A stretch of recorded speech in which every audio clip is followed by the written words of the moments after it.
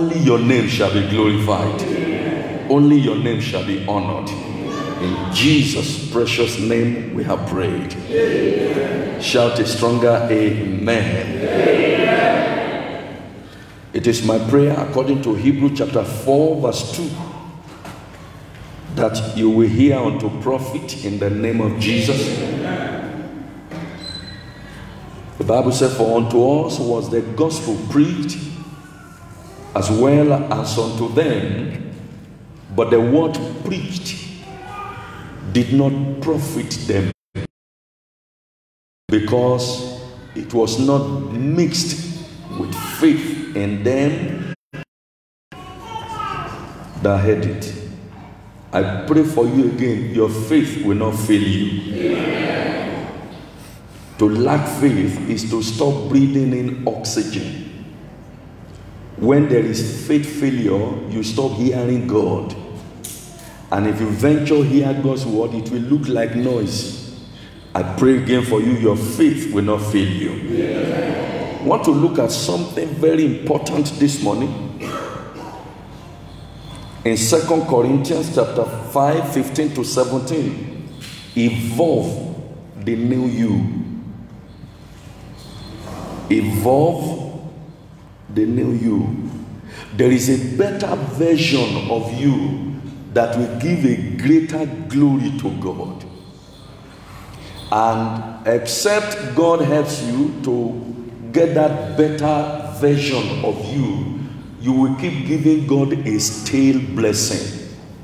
Evolve the new you. May everything that represents old nature in you receive a death blow in the name of Jesus.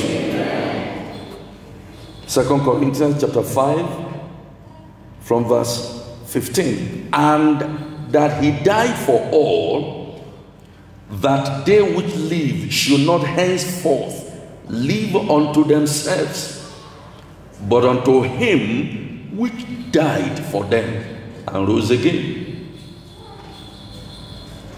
Verse 16. Wherefore henceforth know we no man after the flesh. Yea, though we have known Christ after the flesh, yet now henceforth know we no more. Look at verse 17, which is the last verse. Therefore, if any man be in Christ, he is a new creature. All things are passed away. Behold, all things are become new. May the newness of Christ in you be evident in the name of Jesus. Amen. August, as the 8th month, signifies a fresh start on a clean slate. That means something new is about to be birthed in your life. Something beautiful, something purposeful, something amazing, something glorious is about to be birthed in your life. And only men who see the invisible in this month can hear the inaudible. Which is why I want to pray for one person or two. May God open your eyes. Amen. You will hear something new for your new levels. Amen. Everything about your life shall become new. Amen. In the mighty name of Jesus. Amen. I discovered one thing that is common to everyone that is in the kingdom of God, which is why daily check yourself what has changed. If you have been getting angry the way you used to get angry, nothing has changed. If nobody can address your situation, nobody can talk to you as cocky as the old cock, nothing has changed. One thing is common to everyone in the kingdom is that they enjoy newness of life. Newness of life. When they get married, they enjoy newness of marriage.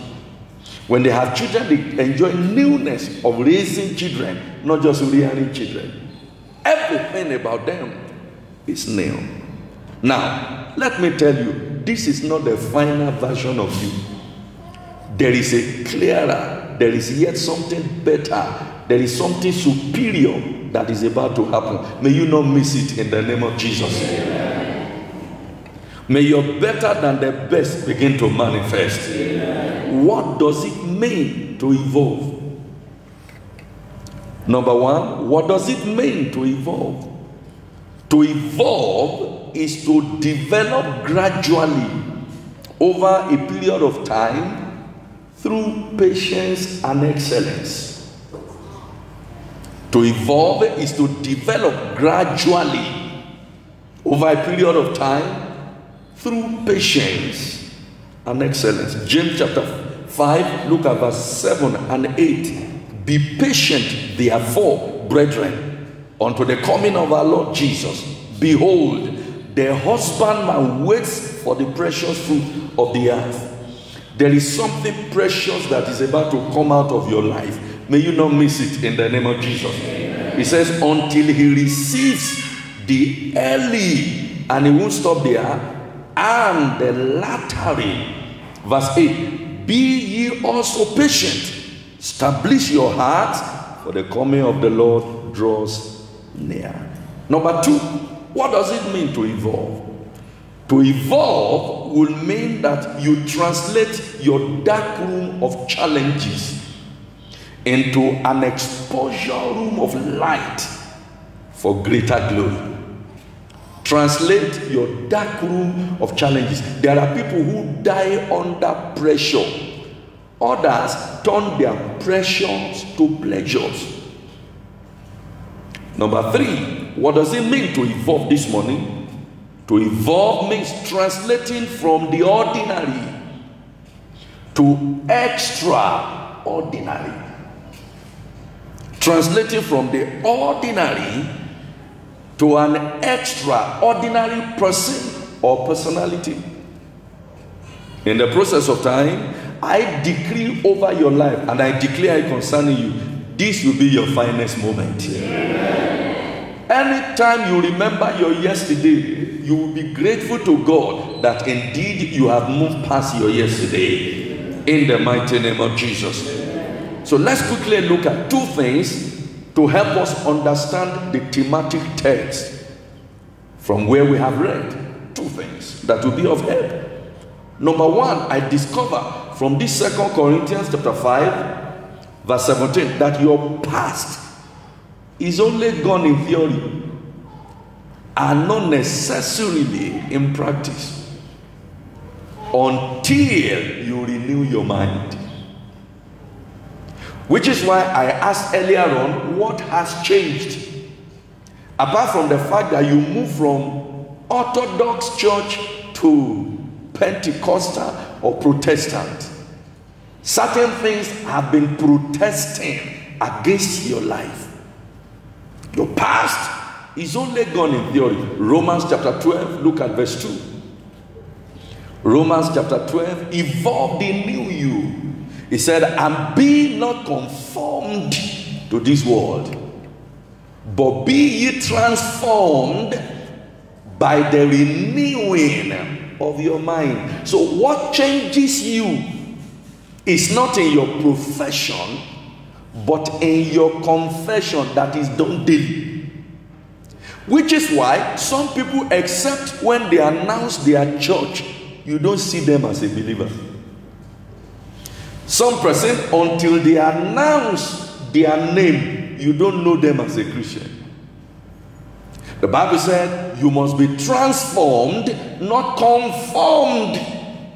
Be transformed by the renewal of your mind. Number two, according to that text, is that if you don't leave your past behind, it becomes very harmful to your destiny. If you don't leave your past behind, your yesterday can mortgage your future. In Psalm 74, look at verse 20. Have respect unto the covenant, for the dark places of the earth are full of the habitation of cruelty. Your past remains a past. So let's quickly do this. What will you say you have risen up with since your past is gone. What has changed? Colossians chapter 3, look at verse 1. What exactly will you say has changed in your life? Apart from that, your name is Jacob, your name is John, your name is Emmanuel, your name is James, your name is some of the things you call Bible names. What has changed? Colossians chapter 3 verse 1. If you then be risen with Christ, our search will now be changed. Seek those things which are above, where Christ sits on the right hand of God.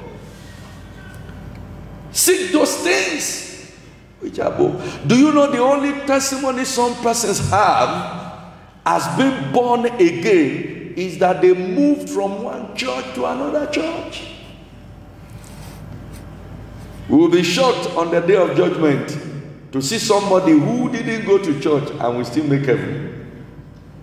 I am not saying you should not go to church, by no means. But I am saying that coming to gather here in church does not translate that your life is changed. So what has changed? Number one,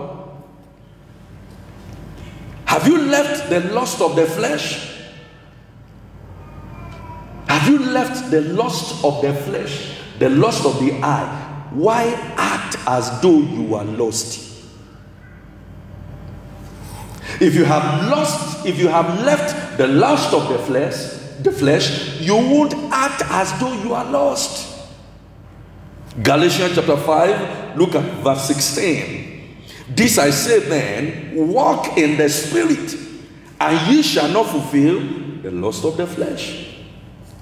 1 John chapter 2 verse 16. For all that is in the world, the lust of the flesh, and the lust of the eyes, and the pride of life is not of the Father, but is of the world. Number two, do you love Jesus? Why is the devil still very much attractive to you? Do you love Jesus? If you love him, it's not in confession, it is in the doing. Do you love Jesus? Why is the devil still attractive to you? How come you have several wardrobes? One for church, one for the world. John chapter 21 verse 15. So when they had dined, Jesus said unto Simon Peter, Simon, son of Jonas, do you love me more than these? After food, after wedding, after children, after the car, after the house, after the mansion, after the beauty, after the admission into the university, do you love me more than this? John chapter 14 verse 15. If you love me, keep my commandments. If you love me, do what I ask you to do. In verse 23, telling us the same thing. Number three, what has changed? To avoid receiving shockers on the last day, you need to personally examine yourself. 2 Corinthians chapter 13 verse 5. What has changed? You sleep like others. You talk like others. You walk like others. What has changed? You keep malice like others. You still run from pillar to post seeking God among the dead. What has changed? Number three, have you said bye-bye to shameful things? And you and I know what shameful things are. Have you said bye-bye to shameful things? Why are you afraid of your secrets being exposed? What is your fear about your secret life? What is my fear about my secret life? If my mind is clean, what is my hand doing with another person's breast? If you have said bye-bye to the world and those shameful things, why are you afraid of your secret being exposed? Look at Ephesians chapter 5, 11 and 12. Ephesians chapter 5, 11 and 12. And have no fellowship with the unfruitful works of darkness, but rather expose them, reprove them, challenge them. Verse 12, for it is a shame even to speak of those things which are done of them in secret. But in Romans chapter 2 verse 16, the Bible said, the secrets of men shall be judged. Romans 2:16. In the day when God shall judge the secrets of men by this same gospel. Number 4, what has changed? If you are born again, how come your lifestyle does not reflect Jesus? How come I cannot see you and say, this one looks like, you know, there are people, they say, he looks like his father. That's the way his father used to get angry. And Christians will be excited that they look like their father in anger. When the Bible says, anger rests in the bosom of fools. Life is full of fooleries. Running fool's errand in fool's paradise. In Luke Gospel chapter 3 verse 8. Luke Gospel chapter 3 verse 8. Bring forth therefore fruits worthy of repentance. God always look for fruits. We don't want to know what seeds planted in you. We are looking for fruits. We don't want to know how long you've been born again. If you are born again today and your fruit is comely, your fruit is beautiful, we take you as part of the kingdom. If you have been born again for some 20 years and you are fruitless, it's a life of misery. Bring forth. There are believers who run away from prayer meetings. Believers who will not attend Bible studies. Hebrews chapter 10 verse 25. And you are still believers. You have nothing to do with Bible study. You have nothing to do with prayer meeting. Prayer is always giving you anger. When they say open the Bible, that's when the spirit of sleep comes upon you. The Bible says in chapter 10 verse 25, not forsaking the assembling. I saw a man who has a Christian name yesterday saying they have opened church, I think it should be August 14 or thereabout, in Lagos and Ogun, that they are opening the church. He said the noise will resume again. What an unfortunate individual to redemption, such that all of coming together as beloved brethren is noise. Oh, how many of us take time to watch? Do you know what it takes to be on air? Some 3 hours is about running to 3 million. Now look at 3 million in 10 days. And some people will still watch. And some people will tell you, why must they even give offering online? If you are born again, how come your life does not reflect Christ? What will make you not to enjoy God's presence? Psalm 16:11. In the presence of God, there is fullness of joy. Psalm 16:11. At his right hand, pleasures forevermore. But I must warn you, beloved, you can't remain in this old system and enjoy a new you. To evolve will mean that you leave your yesterday behind so that you can enjoy a new you. I pray for you. Every old nature that is hindering your new you shall be dealt a death blow in the name of Jesus. You must therefore be ready to tear off that old garment of anger. That old garment of negative, sometimes negative garment. Sometimes some of us behave as though we are born again, but in our secrets we are far from it. What comes out of our mouth, what comes out of our actions, what comes out of our deliberations, very sickening. Ephesians chapter 4, look at verse 22. Ephesians chapter 4, verse 22. That you put off. Somebody say put off. That you put off. There is a place to put on. There is a place to put off. That you put off. After you have been to church, what are your deliberations when people are not there? Even when you are in church, if only the curtain is covering you and nobody is seeing you, what do you deliberate upon? What has changed? Colossians chapter 3, verse 8 and 9. But now you also put off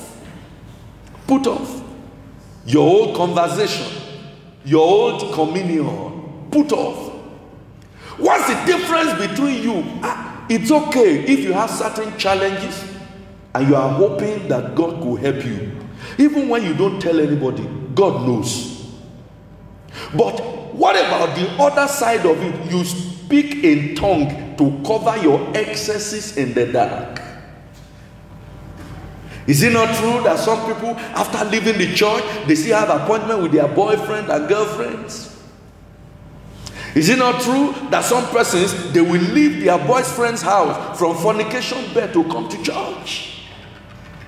Is it also not true that there are great preachers, great musicians, great singers who, after they have fornicated, they still perform and they never ministered?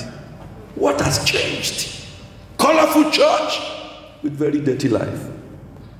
2 Peter chapter 3 verse 18. But grow in grace. Sir, the evidence of growth and development in this kingdom is glory, not shame. So whatever represents shameful act is not of God, but grow in grace and in the knowledge of our Lord Savior. To him be glory both now and forever. Today, by the grace of God, you shall comfort devoid of every grave cloth in the name of Jesus. In John chapter 11, maybe verse 43 or 44, one of the verses there. John 11, verse 44. The Bible said, that man came forth, and Jesus instructed, loose him and let him go. Okay, bound hand and foot with grave clothes. I prophesy over you this morning. Every grave cloth around your destiny, catch fire. Amen. I said, catch fire. Amen. Be consumed with fire in the name of Jesus. Amen. What does it require to evolve? What does it require to evolve? Number one, to evolve requires that you demonstrate the work he has committed into your hand with dynamic and irrevocable principles. Dynamic, irrevocable principle. You must have some binding principle to help you do this work. Whatever you find to do, wherever you are. Psalm 103, let's look at verse 7. Psalm 103, verse 7. He made known his ways unto Moses, his acts. He made known his principles, his style, his chosen course of action unto Moses. You don't have to look it in order to become it. But principle of success makes you successful even when you are in your old rags. That you are not feeding well does not mean you won't serve well. You can be hungry casting out devils. You can be hungry and somebody want to marry you and you can look very plump and fat and nobody is saying you. There are principles that should guide your life. 2 Corinthians chapter 8 verse 9. For you know the grace of our Lord Jesus Christ, that though he was rich, yet for your sakes he became poor. Now, in chapter 4, 16 to 18, for which cause Jesus had the principle of enduring so that you can enjoy. After that you are saved, how many people have you endured for so that they can enjoy? For which cause we faint not, but though our outward man perish. Some of us are feeding this death-doomed body. We know the cream for the palm, the cream for the elbow, the cream for the knee, even the cream for the lip, the cream for the face. Every part of your body has a special cream, but your soul is dying. Your spirit is gone. Why? What has changed? Yet you come into church. Jesus told them, he said, you are doubted to be something. We describe church people when they can speak in tongues and say, this one is hot. Hot in iniquity, hot in unrighteousness, hot in sin, and sinking so fast. Yet the inward man, which we should concentrate upon, 2 Corinthians 4:16, is renewed day by day. Day by day. It's renewed. It talks about our light affliction. When the Bible calls light affliction, it's talking about your hunger, your persecution, everything. Yet, when the weight of glory comes, it becomes evident. I pray for you this morning, your new you will manifest. Your new you will manifest. What is your belief system therefore? If indeed you want to evolve, it helps, because this will help as a fundamental structure for building a life of principle. It takes a healthy principle not to join the crowd of cowards. It takes a healthy principle not to believe in what unbelievers believe.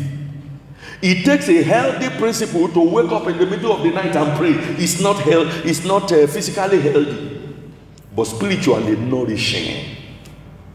It takes a healthy principle not thinking of who can see you or who can access you. But it takes a healthier principle for you to know that God is mindful of my actions and dealings. We heard it earlier on that Joseph said, how do I do this great wickedness against God? He was mindful that God could see him. It takes a healthy principle to come out of indisciplined people. Number 2, develop an unbending positive habit. What does it require to evolve? Develop an unbending positive habit. Philippians chapter 4 verse 8. Anything that is good at all, think on those things. Anything. In Mark chapter 1 verse 35, and also Luke chapter 5 verse 16. Mark 1:35, Luke 5:16. As it is a habit, ritualistic if you will, he will go out into a solitary place to pray alone. You'll be hearing the voice of man, not the voice of God. Even Jesus had habits. Acts chapter 10 verse 38. How Jesus, Christ of Nazareth, who went about doing good. Beloved, your determination to damage old habits and replace them with new ones is what will make your new person to evolve. Old habits, they say, die hard. But you must begin to change these things. The little things we avoid, enjoy a build-up of resilience and resilience in us. Some of those things say, I just like myself like this. I don't want anybody to talk to me. I don't want anybody to share my food. I don't want anybody to wear the clothes that I wear. Every of those things you enjoy, they build up resilience and resilience in your life. Your attitude is born out of your habits, daily habits, time after time habits.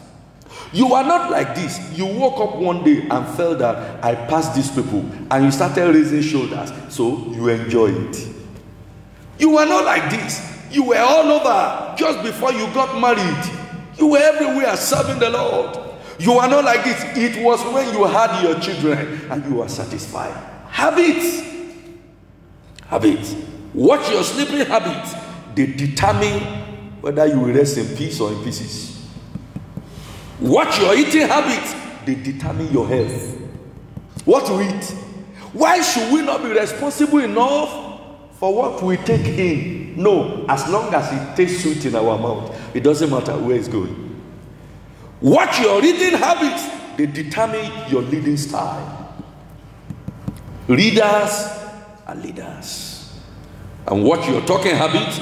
They determine your communication pattern and effectiveness. Number 3, deliberately make your choice for living. Don't let friends choose your lifestyle. Be responsible for every choice that you make. Of course, friends and families may advise you, but be responsible for every choice you make. The new you will evolve when you learn to be responsible.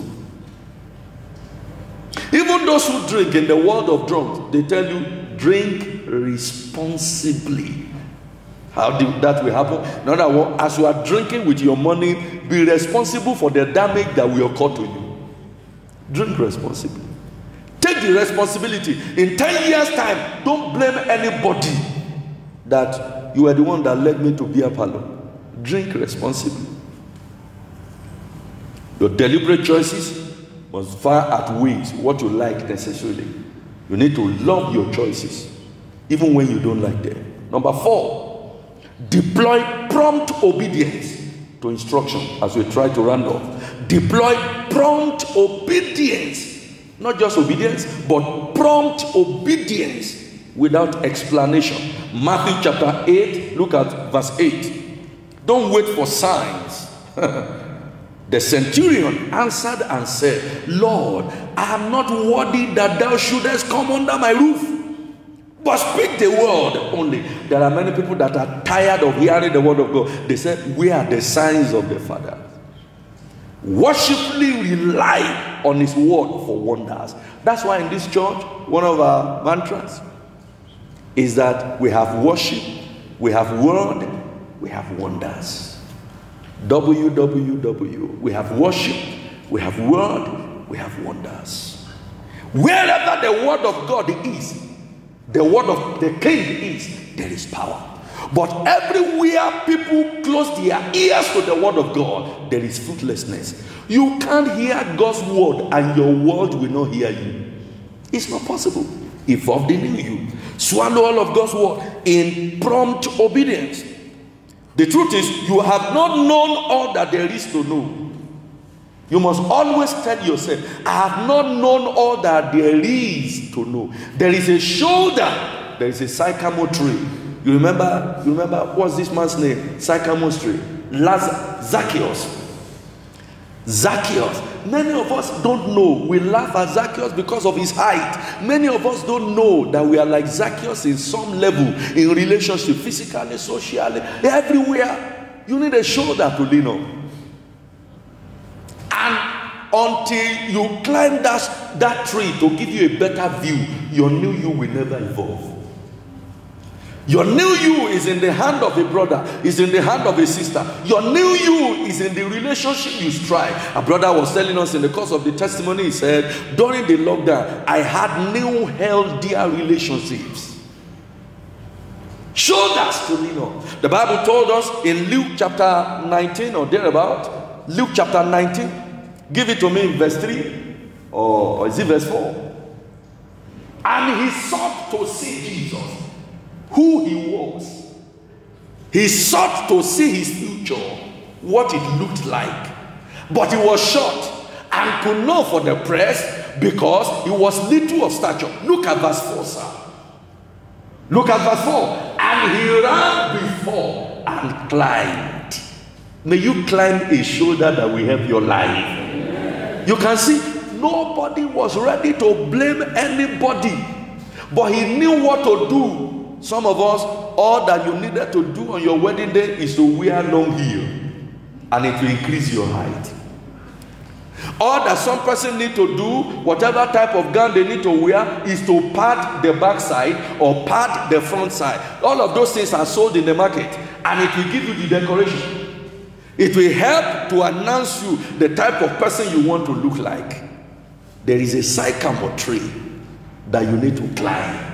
That will give you an added view, a better view. It positions you at a vantage position, vantage level for clearer picture. I pray for you. May you learn to obey God promptly in the name of Jesus. In Genesis 18, I'd like us to read these scriptures. Chapter 18, 6 to 8, and then we look at 9 to 10. I will have just said 6 to 10, but I'd like to break it. And Abraham hastened.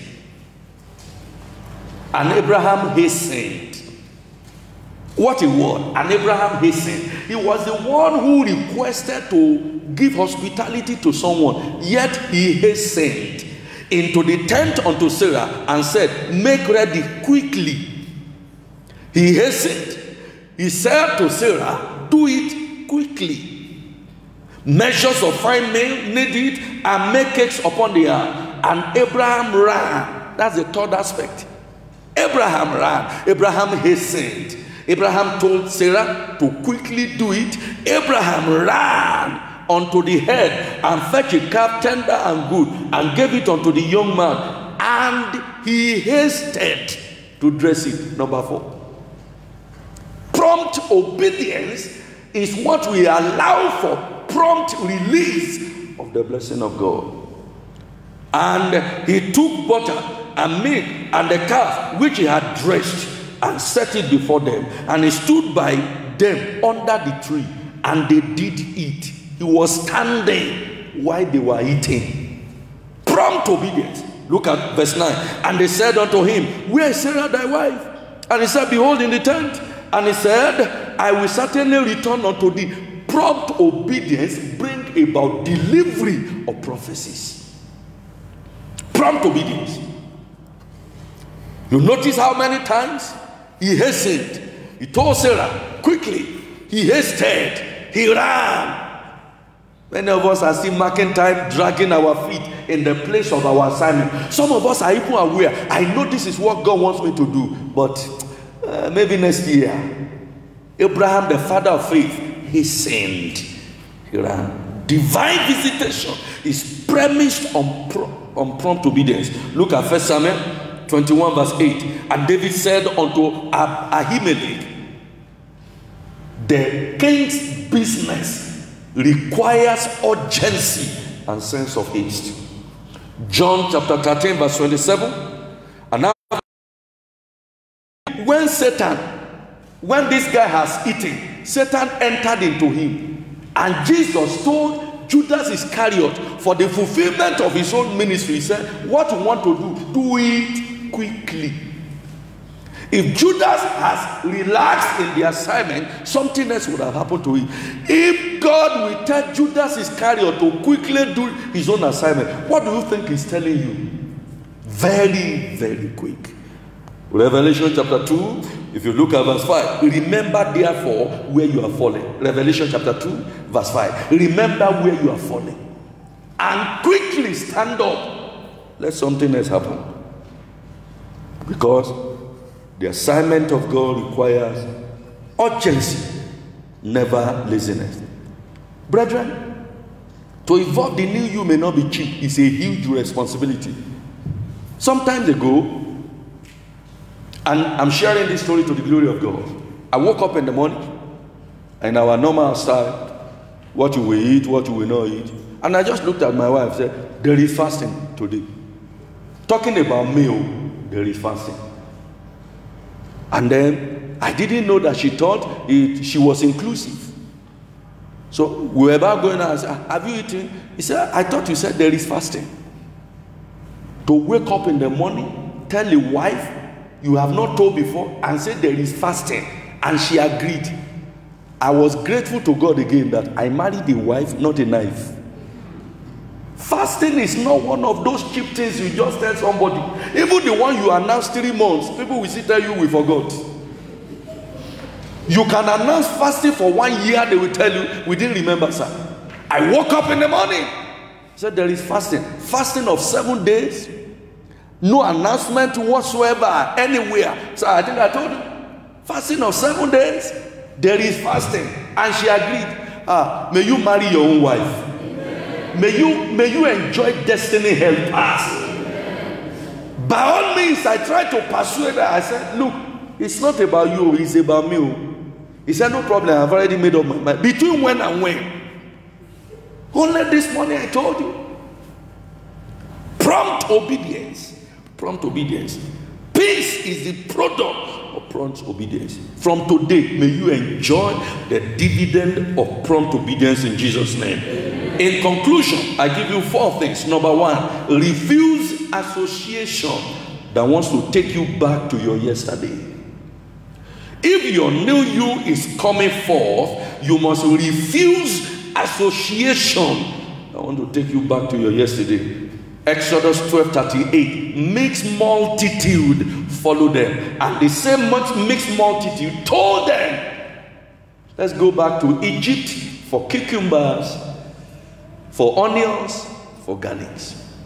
cut off from it and do a positive replacement strategy to negative lifestyle. In 2 Corinthians chapter 6 verse 17, the Bible said, come out from among them and be ye separate.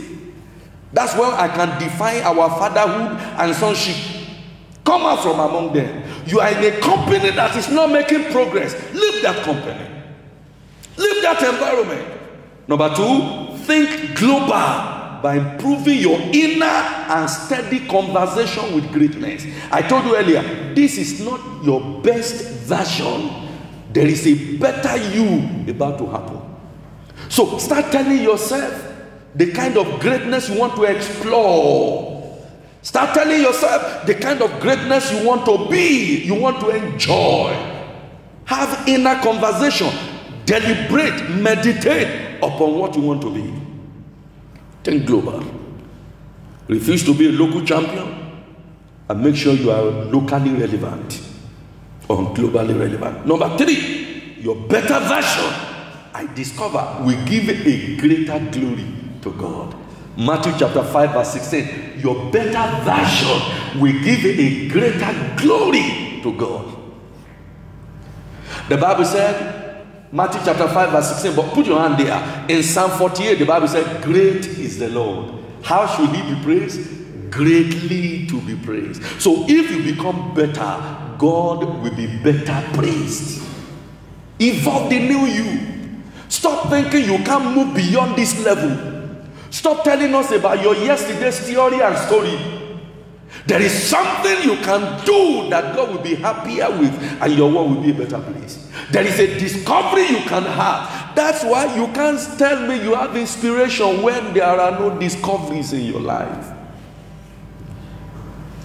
And lastly, have a revelation of the kingdom and then enter into a brighter and better life. John chapter 3 verse 3 and 5. I decree over your life, a new you will manifest. A new you will happen.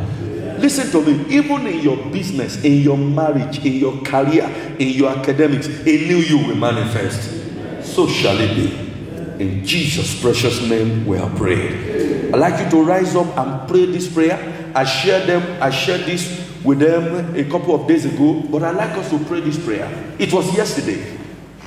But let's pray this prayer. Say with me, Heavenly Father, every force blocking my helper and my help be neutralized in the name of Jesus.